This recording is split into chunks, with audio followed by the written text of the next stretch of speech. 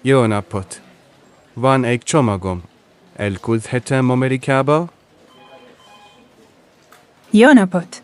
Igen, természetesen. Kérem, tegye a csomagot a pultra. Köszönöm. Tessék. Köszönöm. Mi van benne? Ruhák és könyvek. 4 doboz. Értem. Megnézem a súlyt. Ott van kilogramm.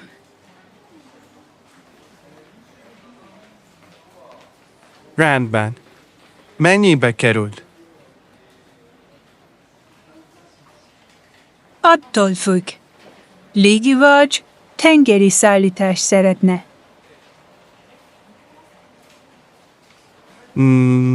Melyik a gyorsabb? A légiszállítás körülbelül egy hét. A tengeri olcsó, de körülbelül egy hónap.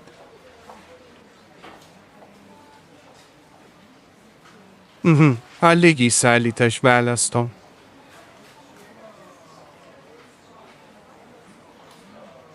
Rendben. A végösszeg $90. Fizethetek kártyával? Igen, természetesen.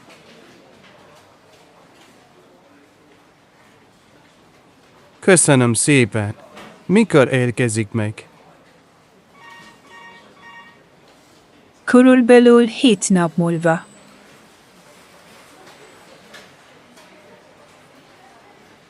Szuper. Szép napot.